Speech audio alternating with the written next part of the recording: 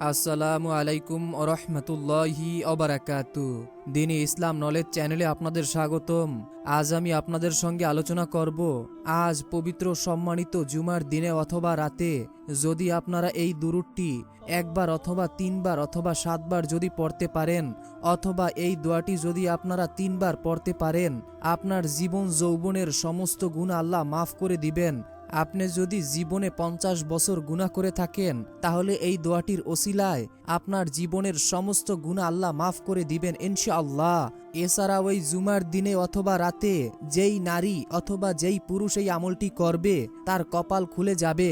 তার ভাগ্যে যদি আল্লাহ খারাপ কিছুও লিখে থাকে, এই শুক্রবার দিন জুমার দিনের ওসিলায় তার ভাগ্যকে পরিবর্তন করে দিবেন, তার ভাগ্যে ভালো কিছু লিখে দিবেন ইনশাআল্লাহ। প্রিয় দিনী ভাই এবং বোনেরা, এই দিনটির এতটাই ফজিলাত যে এক জুমা হতে পরবর্তী জুমা পর্যন্ত এর মধ্যবর্তী সময়ের দিনগুলোর যাবতীয় গুনাহ ও অপরাধ জুমার ওসিলায় আল্লাহ তাআলা ক্ষমা করে দেন। এই দিনটি আল্লাহ তাআলার কাছে এতটাই গুরুত্ব যে আল্লাহ তাআলা এই দিনটির নামে একটি সূরা নাজিল করেছেন, সূরা জুমা। এটা আমরা সকলেই জানি। তাই সপ্তাহে যদি আপনি একটা দিনও আমল করতে না পারেন, তাহলে আমি মনে করব যে আপনার চাইতে দুর্ভাগা, কপাল পোড়া, হতভাগা আর কেই বা আছে বলুন তো? যে আল্লাহ আমাদেরকে এত সুন্দর করে সৃষ্টি করেছেন, যার ইবাদতের জন্যই আমাদেরকে সৃষ্টি করা হয়েছে, তার ইবাদত বন্দিগি না করে আমরা দুনিয়ার মোহে পড়ে, দুনিয়ার সুখ শান্তির মোহে পড়ে আমরা আখেরাতের জীবনকে ভুলে গিয়েছি। অথচ আমাদের আখেরাতের জীবনই হচ্ছে চিরস্থায়ী জীবন, যেখানে শুরু আছে শেষ নেই। এই পৃথিবীর জীবন এক সময় না এক সময় শেষ হয়েই যাবে, কিন্তু আখেরাতের জীবনের শুরু আছে কিন্তু শেষ নেই। তাই আপনি যদি নবীজির সঙ্গে জান্নাতে যেতে চান, জীবনের সমস্ত গুনাহকে মাফ করাতে চান, এবং যদি আপনার পরিবার ও সংসার থেকে অভাব অনটন দারিদ্রতা দূর করাতে চান, এছাড়াও যে সকল দিনী ভাই ও বোনদের খুবই অভাব কষ্টের ভিতরে জীবন যাপন করছেন, সংসারে কোনোভাবেই আয় উন্নতি হচ্ছে না, হাজারো চেষ্টা করার পরেও সব যেন বিগড়ে যাচ্ছে, তাদের আমি অনুরোধ করে বলবো আজকের এই ফজিলতপূর্ণ দিনে আপনারা এই আমলটি করে যান। আপনার জীবন পরিবর্তন হয়ে যাবে, ভাগ্য খুলে যাবে, আল্লাহ তাআলা আপনার উপরে রহমত অবতীর্ণ করবেন, ফেরেশতারা আপনাদের জন্য দোয়া করবেন। তাই মনের ভিতরে শতভাগ বিশ্বাস ও ইয়াকিন নিয়ে আমলটি করবেন। এই উদ্দেশ্যে ভিডিওটি না টেনে একদম শুরু থেকে শেষ পর্যন্ত দেখতে থাকুন। অনুরোধ করছি, আমরা এই প্রথমবার নারীদের ছবি ছাড়া কিংবা হারাম কোনো ছবি ছাড়া ইউটিউব এবং ফেসবুকে ভিডিও দিয়ে থাকছি। এরকম ভিডিওগুলি যদি আপনি আপনার ফোনে পেতে চান, এজন্য অবশ্যই দিনী ইসলাম নলেজ চ্যানেলটিকে সাবস্ক্রাইব করে রাখুন এবং পাশে থাকা বেল বাটনটি অন করে রেখে দিন। এতে করে যখনই আমরা নতুন কোনো ভিডিও আপলোড করব, সঙ্গে সঙ্গে আপনাদের কাছে নোটিফিকেশন চলে যাবে। তো চলুন শুরু করি। ইসলাম প্রিয় দিনী ভাই এবং বোনেরা, নবীজি সাল্লাল্লাহু আলাইহি ওয়াসাল্লাম বলেছেন, শেষ জমানায় জুমা ত্যাগকারী একদল লোক বের হবে। আল্লাহ তাআলা তাদের অন্তরকে মোহর মেরে দেবেন এবং তারা আল্লাহকে ভুলে যাবেন। বুখারী ও মুসলিম শরীফের হাদিস। বিনা ওজরে যে ব্যক্তি জুমার নামাজ তরক করলো, তার নাম চিরস্থায়ী মুনাফিক হিসাবে লেখা হবে। মুসলিম শরীফের হাদিস। দিনী ভাই এবং বোনেরা, আপনারা বুঝতেই পেরেছেন, যে ব্যক্তি বিনা ওজরে জুমার নামাজকে ত্যাগ করবে, তার নাম চিরস্থায়ী মুনাফিকের খাতায় লেখা হবে। নাউজুবিল্লাহ। জুমার নামাজের গুরুত্ব যেভাবে আল্লাহ পাক রব্বুল আলামিন পবিত্র কোরআনে বলেছেন, হে মুমিনগণ, জুমার দিন যখন নামাজের জন্য ডাকা হয়, তখন আল্লাহর স্মরণের দিকে তোমরা ধাবিত হও বা এসো, এটাই তোমাদের জন্য অতি উত্তম যদি তোমরা জানতে। আর যখন নামাজ শেষ হয়, তখন জমিনে ছড়িয়ে পড়ো আর আল্লাহ তাআলার অনুগ্রহ সন্ধান করো, আর বেশি বেশি তাকে স্মরণ করতে থাকো, যাতে তোমরা সাফল্য লাভ করতে পারো। হযরত আবু হুরায়রা রাদিয়াল্লাহু তাআলা আনহু থেকে বর্ণিত, নবী করিম সাল্লাল্লাহু আলাইহি ওয়াসাল্লাম বলেছেন, 5 ওয়াক্ত নামাজ এক জুমা থেকে পরবর্তী জুমা, এক রমজান থেকে পরবর্তী রমজানের মধ্যবর্তী সময়ের পাপ মোচন করে দেয়, যদি সেই ব্যক্তি সব ধরনের কবিরা গুনাহ থেকে বিরতি থাকে। প্রিয় দিনী ভাই এবং বোনেরা, জুমার নামাজ কত রাকাত সেটা অনেকেই হয়তো জানে না। অনেকেই ভাবে যে জুমার নামাজ হচ্ছে 2 রাকাত। জুমার নামাজ ওক্ত হচ্ছে জোহরের সময়। জুমার দিন দুপুরে গোসল করে পরিষ্কার পোশাক পরিধান করে আইজানের সঙ্গে সঙ্গে মসজিদে উপস্থিত হয়ে নামাজ আদায় করা উত্তম। জুমার নামাজের রাকাতের সংখ্যা 4 রাকাত কাবলা জুমা। জুমার নামাজের আগে 2 রাকাত ফরজ আর 4 রাকাত বাদাল জুমা। জুমার নামাজ আদায় করার নিয়মটি হয়তো অনেকেই জানেন না। অনেক দিনই ভাই ও বোনেরা রয়েছেন জুমার নামাজ সঠিকভাবে আদায় করতে পারেন না, অর্থাৎ নামাজের ভিতরে অনেক ভুল রয়েছে যেগুলোর কারণে আপনার নামাজই হয় না, আর নামাজ না হলে আপনার কোনো দোয়াই আল্লাহ কবুল করবে না। জুমার নামাজ আদায় করার নিয়ম: 2 রাকাত ফরজ রয়েছে জুমার নামাজে। এছাড়াও ফরজ নামাজের আগে 4 রাকাত কাবলা জুমা, পরে আবার 4 রাকাত বাদাল জুমা সুন্নাত আদায় করতে হয়। জোহরের নামাজের মতো ব্যক্তি চাইলে এই সময় অতিরিক্ত নফল নামাজ আদায় করতে পারবে, তবে এইসব নফল নামাজ জুমার অংশ হিসাবে পড়া হয় না এবং তা আবশ্যকীয় নয়, বরঞ্চ ব্যক্তি চাইলে সে স্বেচ্ছায় পড়তে পারবে, কোনো সমস্যা নেই। প্রিয় দিনী ভাই এবং বোনেরা, অবশ্যই মনোযোগের সাথে ভিডিওটি দেখুন, খুবই গুরুত্বপূর্ণ ভিডিও। জুমার নামাজ আদায় না করার শাস্তি। আপনারা হয়তো জুমার নামাজ আদায় করার ফজিলাত জেনেছেন, কি পুরস্কার দিবেন আল্লাহ তাআলা জুমার নামাজের জন্য, জুমার দিনের জন্য, এই জুমার দিনের আমল করার জন্য, এটা হয়তো কম বেশি আমরা সবাই জানি। কিন্তু জুমার নামাজ আদায় না করলে যে পানিশমেন্ট, যে শাস্তি আল্লাহ তাআলা আপনাকে আমাকে দিবেন, সেটা অনেকেই জানি না। জুমার গুরুত্ব কোরআনের আয়াতের মধ্যে বোঝা যায়। জুমার দিন আয়জান হলেই সব কাজ ছেড়ে দিয়ে মসজিদে চলে যাওয়ার হুকুম দিয়েছেন আল্লাহ রব্বুল আলামিন। এত গুরুত্বের পরেও কেউ যদি জুমার নামাজ ছেড়ে দেয়, তার জন্য রয়েছে কঠিন শাস্তি।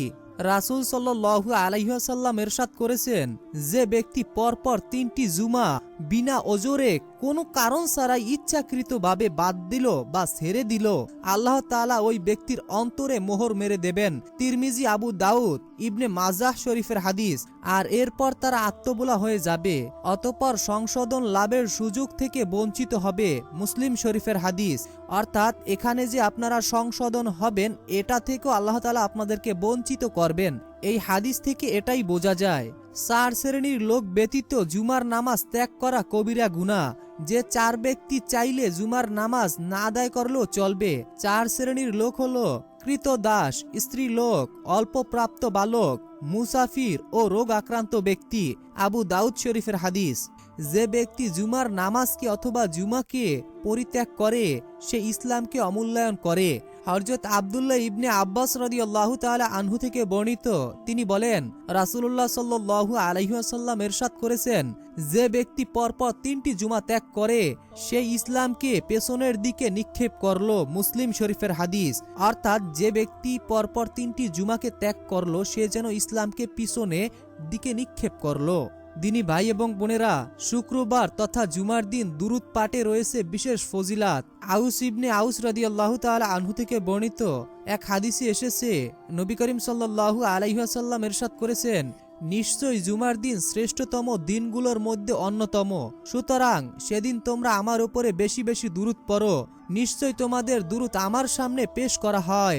অর্থাৎ যদি আপনি চান আপনার পাঠকৃত দুরূদ ফেরেশতারা নবীজির সামনে উপস্থিত করুক, তাহলে অবশ্যই আজকের এই আমলটি করে যান এবং এই দোয়াগুলো শিখে যান। জীবন পরিবর্তন হবে, ভাগ্য খুলে যাবে।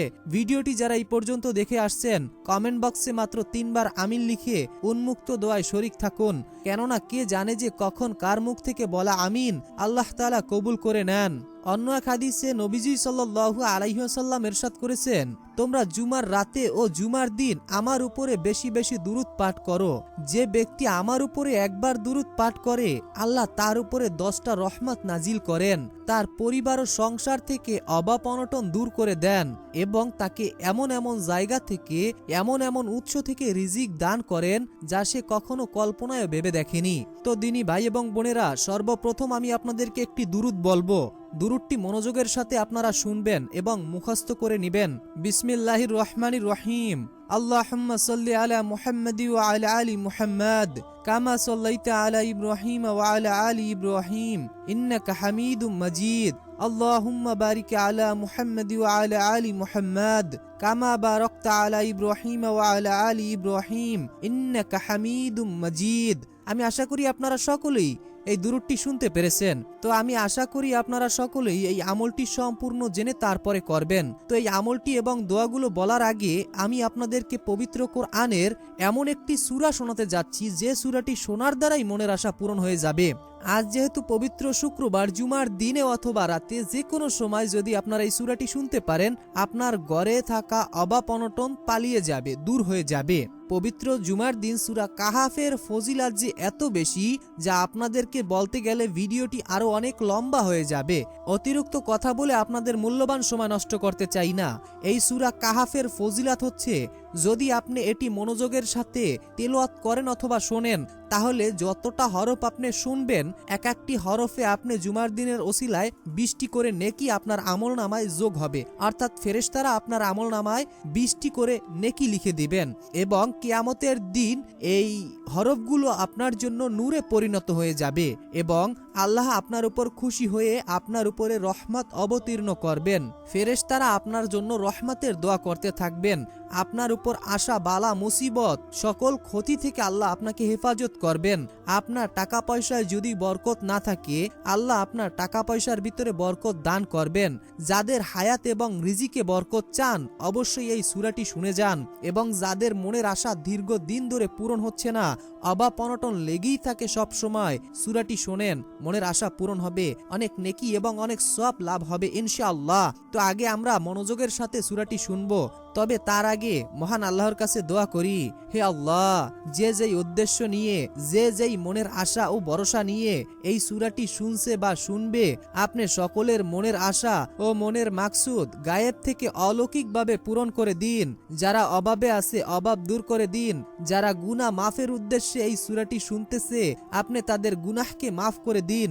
যারা তাহাজ্জুদ নামাজ আদায় করার সওয়াবের আশায় এই সূরাটি শুনতেছে, আপনি তাদেরকে তাহাজ্জুদ নামাজ আদায় করার সওয়াব দিয়ে দিন। যারা নফল ইবাদত করার সওয়াবের জন্য সূরাটি শুনতেছে, আপনি তাদের নফল ইবাদত করার সওয়াব দিয়ে দিন। হে আল্লাহ, আপনি তো আলিমুল গায়ব, আপনি তো বান্দার অন্তরের খবর জানেন। বান্দার মনে এখন পর্যন্ত যেই কথাটার আবির্ভাব হয়নি, আপনি সেই কথাটাও জানেন। অতএব আপনি আমাদের মনের সকল আশা ও মনের ভরসা পূরণ করে দিন, মাকসুদগুলো কবুল করে নিন, আমিন। কমেন্ট বক্সে আপনি আমিন লিখে দোয়াতে শরীক থাকুন। তো আগে আমরা পবিত্র কোরআনের ফজিলাতপূর্ণ সূরাটি শুনবো, এরপরে আমরা আমল ও দোয়াগুলো জানবো। বিসমিল্লাহির রহমানির রহিম। আলহামদুলিল্লাহিল্লাযী আনজালা আলা আবদিহিল কিতাবা ওয়া লাম ইয়াজআল লাহু ইওয়াজা قيما لينذر بأسا شديدا من لدنه ويبشر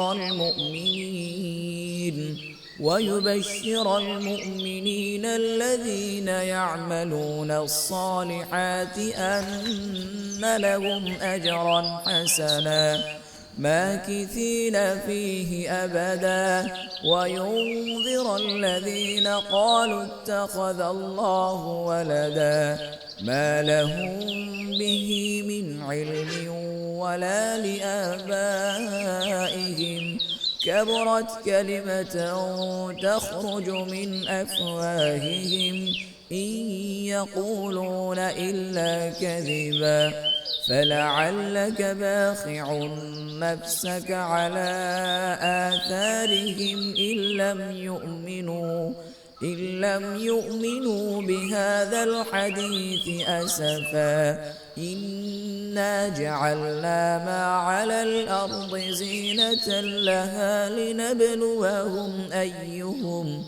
لنبلوهم أيهم أحسن عملا وإنا لجاعلون ما عليها صعيدا جرزا أم حسبت أن أصحاب الكهف والرقيم كانوا من آياتنا عجبا إذ أوى الفتية إلى الكهف فقالوا ربنا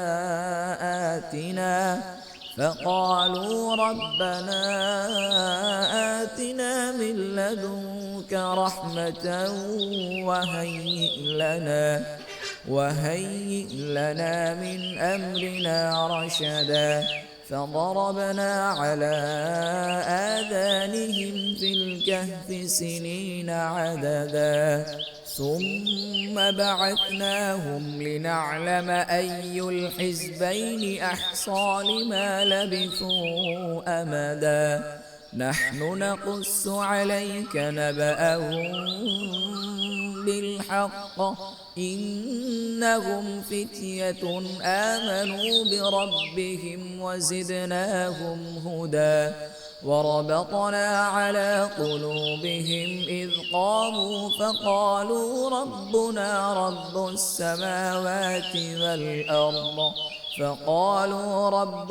رب السماوات والأرض لن ندعو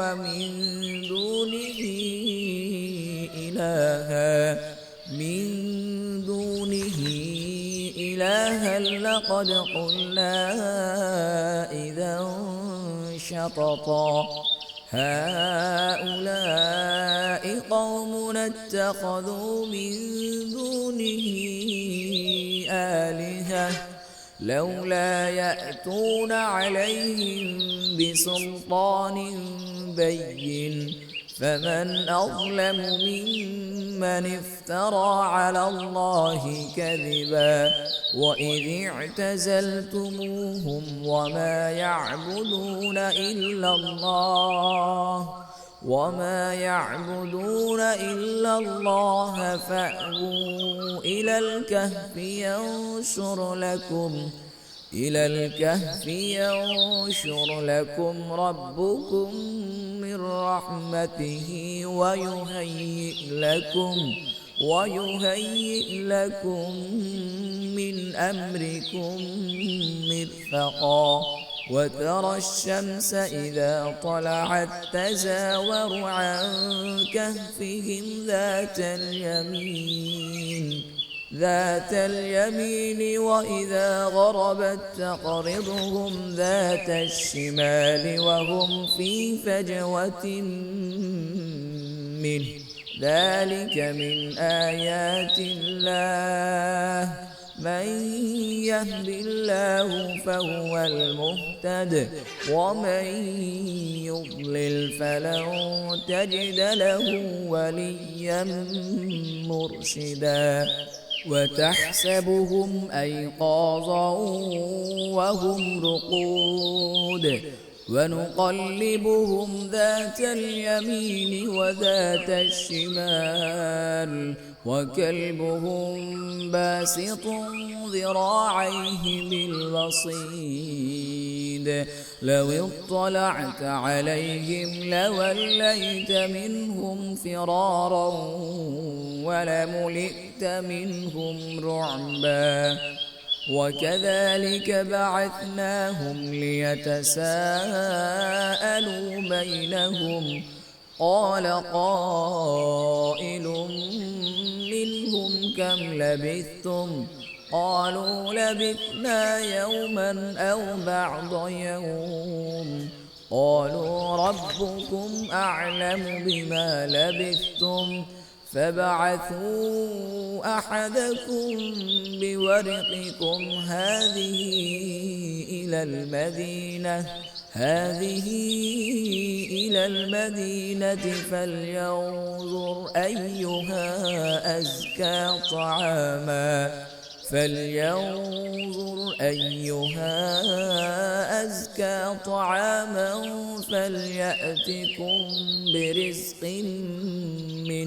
فليأتكم برزق منه وليتلطف ولا يشعرن بكم أحدا إنهم إن يظهروا عليكم يرجموكم أو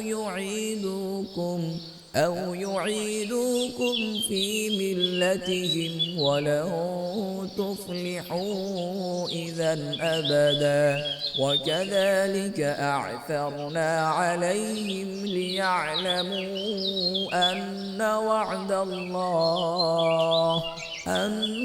وعد الله حق وأن الساعة لا ريب فيها إذ يتنازعون بينهم أمرهم فقالوا ابنوا عليهم بنيانا ربهم أعلم بهم قال الذين غلبوا على أمرهم لنتخذن عليهم مسجدا سيقولون ثلاثة رابعهم كلبهم ويقولون خمسة سادسهم كلبهم رجما بالغيب ويقولون سبعة وثامنهم كلبهم قل ربي أعلم بعدتهم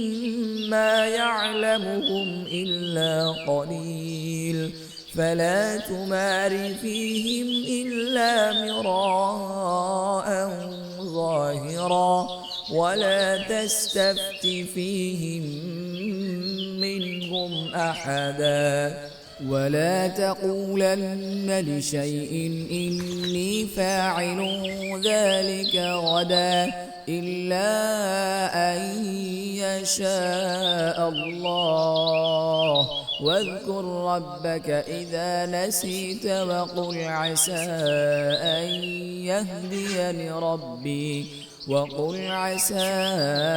أن يهديني ربي لأقرب من هذا رشدا ولبثوا في كهفهم 300 سنين وازدادوا 9 قل الله أعلم بما لبثوا له غيب السماوات والأرض أبصر به وأسمع ما لهم من دونه من ولي ولا يشرك في حكمه أحدا واتل ما أوحي إليك من كتاب ربك لا مبدل لكلماته ولن تجد من دونه ملتحدا واصبر نفسك مع الذين يدعون ربهم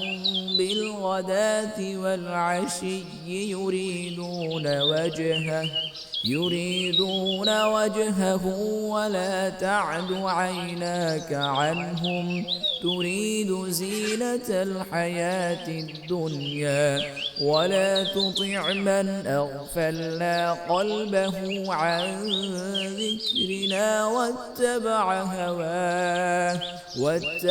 هواه وكان أمره فرطا وقل الحق من ربكم فمن شاء فليؤمن ومن شاء فليكفر إنا أعتدنا للظالمين نارا أحاط بهم سرادقها وإن يستغيثوا يغاثوا بماء كالمهل يشوي الوجوه بئس الشراب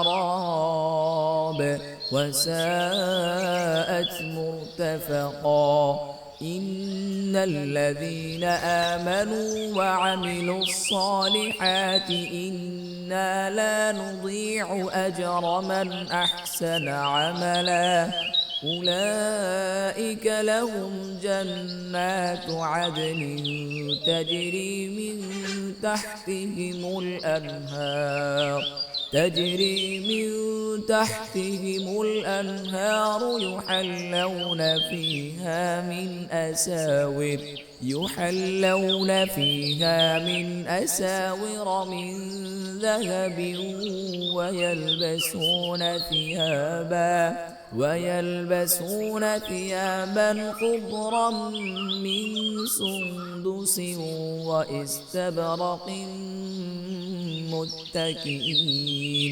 واستبرق متكئين فيها على الأرائك نعم الثواب وحسنت مرتفقا واضرب لهم مثلا الرجلين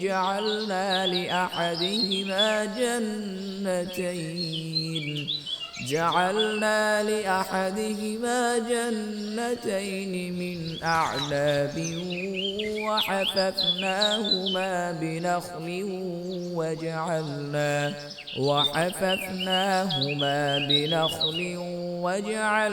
بينهم زرعا كلتا الجنتين آتت أكلها ولم تظلم منه شيئا وفجرنا خلالهما نهرا وكان له ثمر فقال لصاحبه وهو يحاوره أنا أكثر منك مالا وأعز نفرا ودخل جنته وهو ظالم لنفسه قال ما أظن أن تبيد هذه أبدا وما أظن الساعة قائمة ولئن رددت إلى ربي لأجدن خيرا منها منقلبا قال له صاحبه وهو يحاوره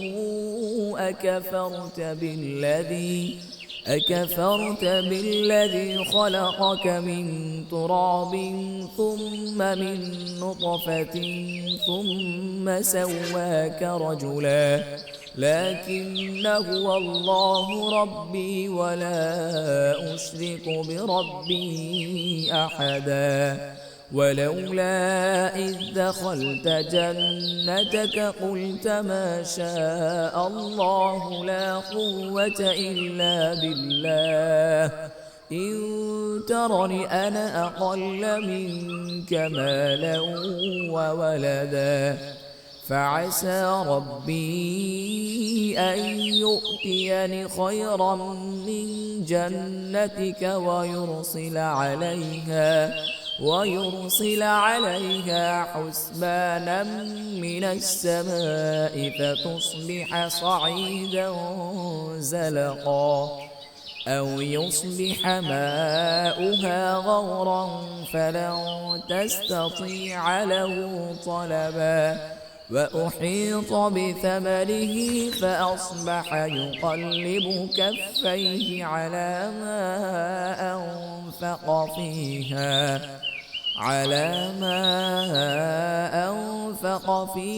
وهي خاوية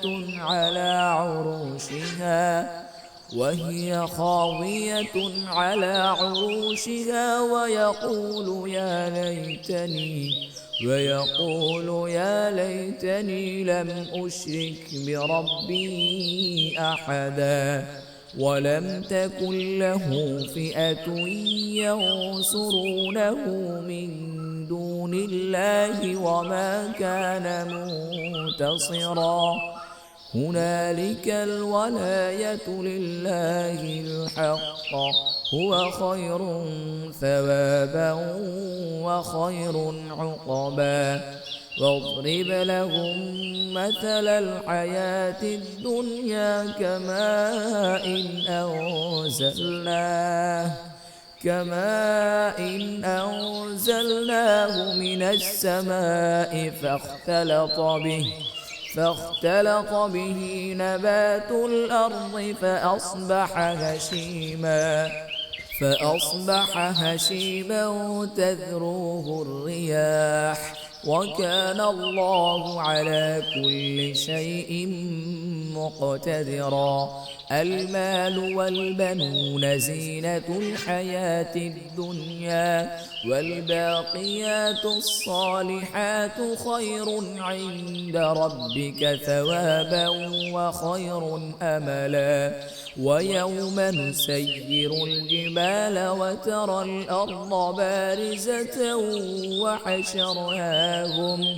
وحشرناهم فلم نغادر منهم أحدا وعرضوا على ربك صفا لقد جئتمونا كما خلقناكم أول مرة بل زعمتم أن لن نجعل لكم موعدا ووضع الكتاب فترى المجرمين مشفقين مما فيه ويقولون يا ويلتنا ما لهذا الكتاب لا يغادر